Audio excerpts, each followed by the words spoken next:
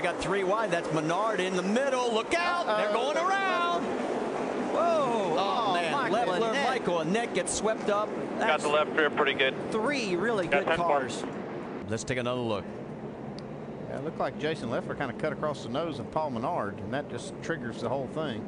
It's like the 98 just actually got loose. You see that? Yeah, it could have been a little bit of that too. Kind of the first look, it looked like maybe Leffler turned down, but looking at that angle, it's like Paul may have had to make a correction and got up in the left rear. Well, entering today, Leffler had 4 DNFs. It looks like this one might be number 5 because that thing is hurt.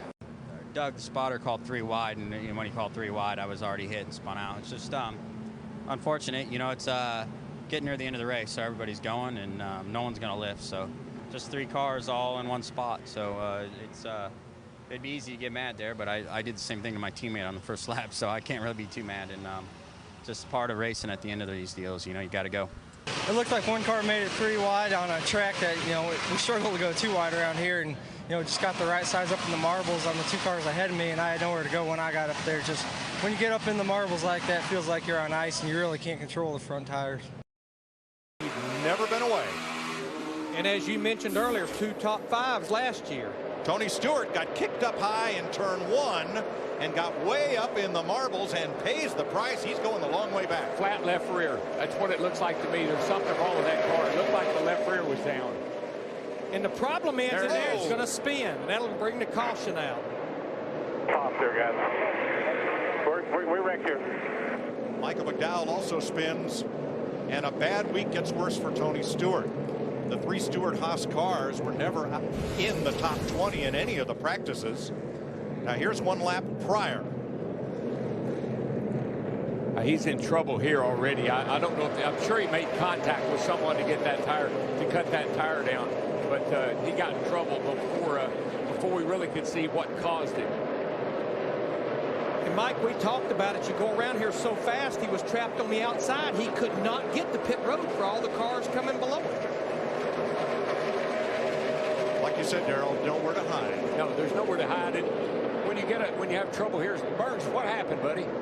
Well, GW was in fact a flat left rear tire going down. He just apologized to his crew and said, guys, I had nowhere to go. I could not get to the bottom of the racetrack. That's what brought out the caution flag. Now, when the car came down pit road, Todd got out of the car, and they helped him to an ambulance. He's been taken to the care center, where he will probably get some IV fluids, and we'll update it. Boy, Kyle Petty just did not turn when he headed for turn number 1. May have lost the right front, huh, Benny? Looks like it. The car just went straight. He got to turn 1, and the car just went straight. Brakes, and then the car shot right for the outside wall. How lucky is Jeff Gordon? Watch this. He's going to go between the leader and the second-place car. Wow. Boom. Well, he did hit that wall hard. Came back down. Fortunately, it stayed high enough that the other cars could go underneath him. You see, that smoke is brakes. He's nailing the brakes, trying to get the thing slowed down, but obviously when the accelerator's on, brakes is not going to overcome that 750 horsepower. And the helicopter. You see, he's the second car in line there, trying to move on the inside of Jeff Burton, and all of a sudden, he realizes that the accelerator is still stuck open. He just barely missed Jeff Burton. He could have taken him out real easily. 6 inches, maybe? Yep. Man. Look at all these cars. Smash, Robbie Gordon. A.J. Allmendinger. Caution is out.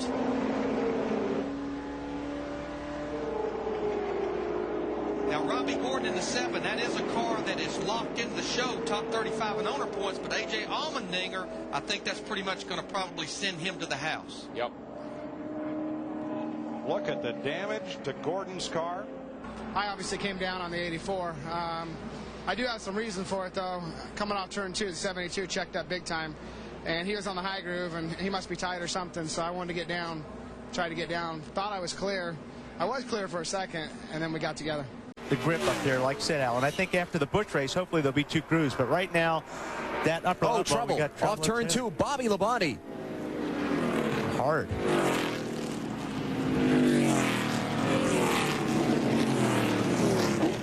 The 2000 NASCAR Winston Cup champion has brought out the red flag, and that is, as you said, Wally, he's hit hard with both ends of the race car. It looks like. Yeah, I think his helmet was still hooked in. The wire to his radio was still hooked to his helmet. Wow, it just broke loose. That was... Wow, see the rear come off the ground?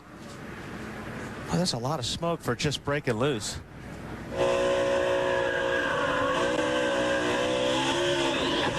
That's smoke. Yeah. He's on the gas. On the gas, trying to get the thing to spin around and miss the wall. Oh, he's limping pretty good. He hit hard. Yes, he did.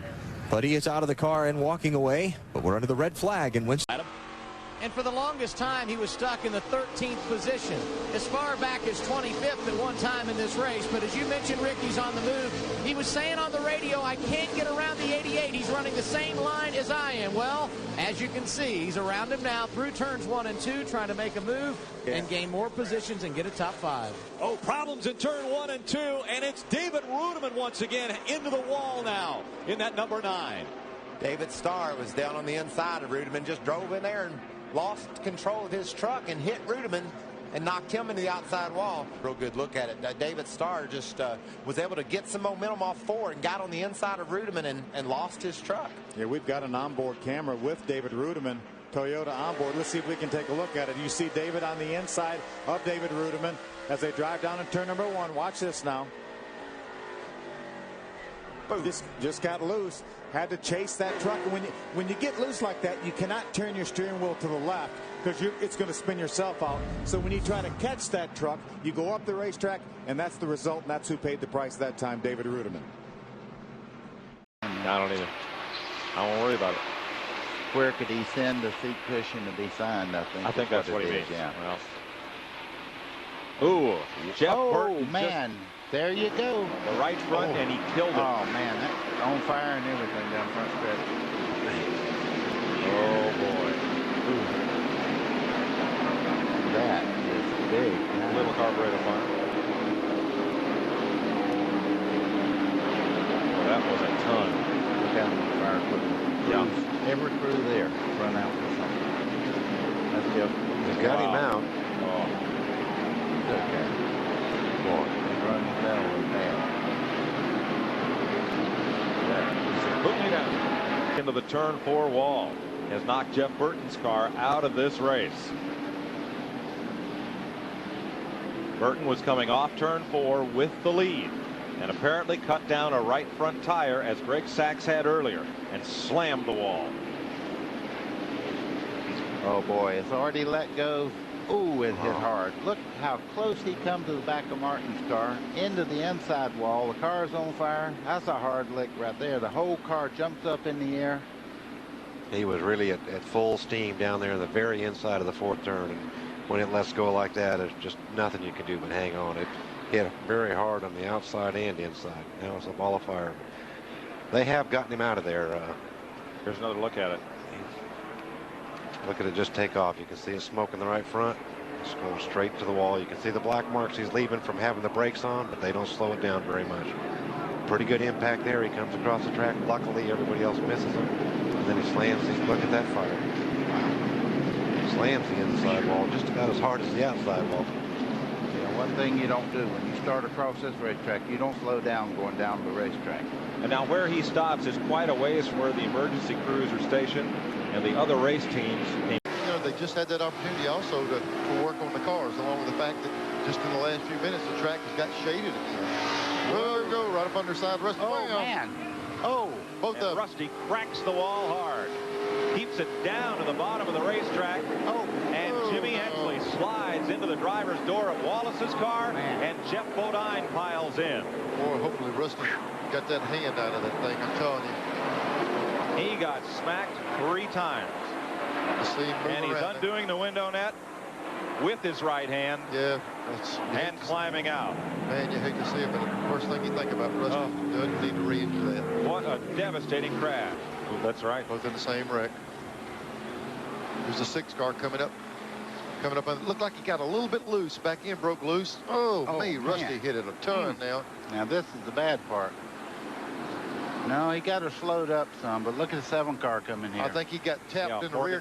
This is what worried me right in the driver's door. This is the one that worried me, this 15 car coming down here. Rusty's got it stopped now. They're going to slap him side to side. Boy, I tell you, buddy, I was afraid that thing really hurt him there.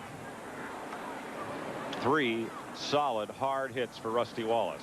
From our steel helicopter cam. Here's the 6 car under Rusty right now. Looks like the 6 car might have got loose right there, and they slapped together.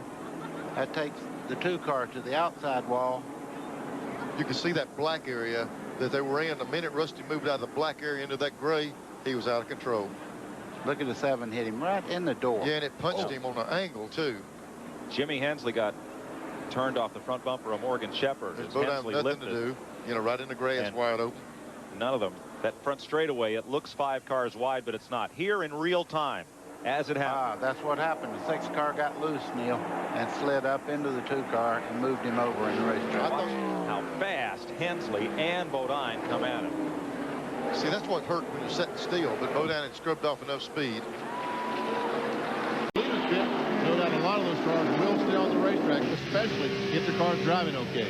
And we wonder how many of the leaders might hit. They might go look at the tires that were taken off of those who did. Oh, a car in the wall in turn 3, hard into the wall. Mike Skinner. Terrible blow to the right front. And Benny, it looked very similar to Steve Park's crash. The car just took off right to the outside wall and hit it hard. Wallace, his windshield. Right there's Mike Skinner. Now we're looking at Rusty Wallace, his windshield, and you'll see the car just all of a sudden just veer to the right and head straight into the wall. Which is indicative of a right front tire going flat. That's 50% of the time it's a right front tire going flat.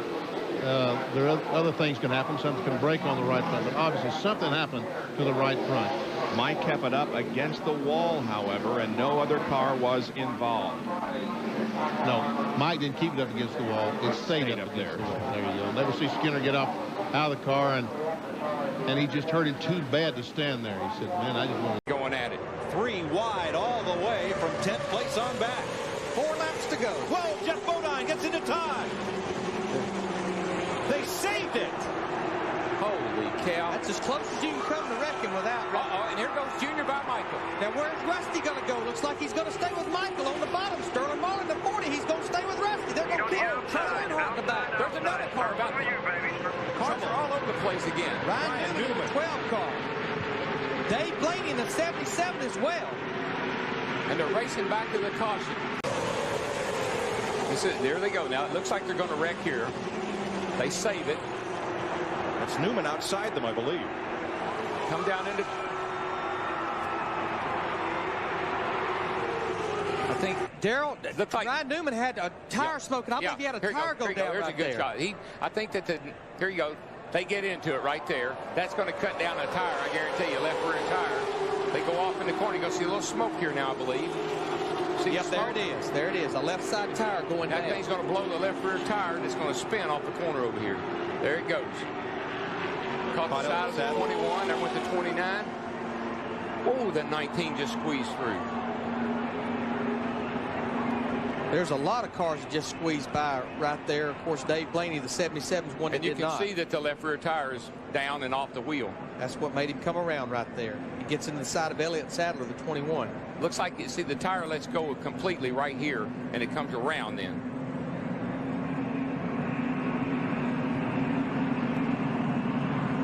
Let's ride with Jeremy Mayfield. That's Newman right in front of him. He's got to see the smoke, and that's just he doesn't. Now he sees him spin. Can't see anything right there. Squeezes by. You can see the other side of his car. That was close. Because you just don't know which way he's going to